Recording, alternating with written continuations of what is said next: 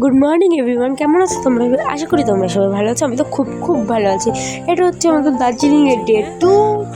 3টে, ওই তো 4টা বাজে 3 মিনিট বাকি। আমরা কাঞ্চনজঙ্ঘা দেখতে যাবো বলে রেডি হয়ে গেছি। তো বাইরের সময় তোমাদের দেখো। তো গাইজ, আমরা এতই ভোরবেলা পড়ে গেছিলাম, তখন দিনে আলোটুকুও ফোটেনি। তো আমাদের যেতে মোটামুটি 2-2.5 ঘন্টার মতো লেগেছিল টাইগার হিলে পৌঁছাতে। তো দেন আমরা ওখানে গিয়ে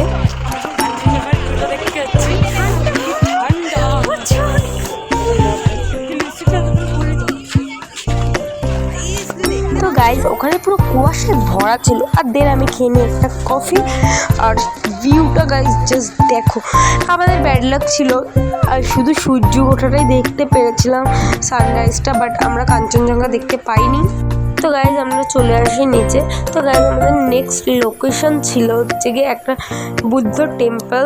তো আমি নামটা ঠিক করে জানি না, তো তার জন্য বুদ্ধ টেম্পলই বলে দিলাম।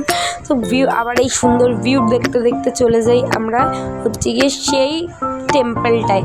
এত সুন্দর ছিল, এখনও কাজ হচ্ছিল। তো তারপরে চলে আসি আমরা বাতাসি লুপে। আমরা সবাই ওই ড্রেসগুলো পরেছিলাম। তো কেমন লাগছে প্লিজ কমেন্ট করে জানিও। তো এখানের ভিউটা এত সুন্দর ছিল, আমরা কত রিলস বানিয়েছি আর ফটো তুলেছি শুধু আমরাই জানি। তো দেন আমরা আবার ভিউ দেখতে দেখতে চলে যাই রক গার্ডেনে।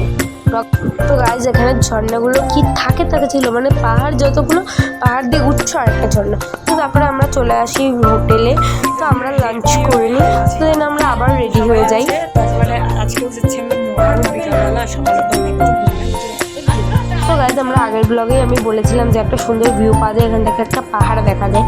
তো এই পাহাড়টা সকালবেলা পুরো কুয়াশা ঢাকা থাকে, সকাল বলতে না, রাত দুপুর 1:30-2 অবধিও। তারপরে আমরা ওখানে খাই, একটু পানিপুরি খাই, লিকাচ্ছে। তো দেন আমরা হোটেলে চলে আসি। তো ডিনার করে নিই আমরা রুটি আর তরকারি থেকে দিয়ে। তো গাইজ আমার অবস্থা একদম খারাপ ছিল।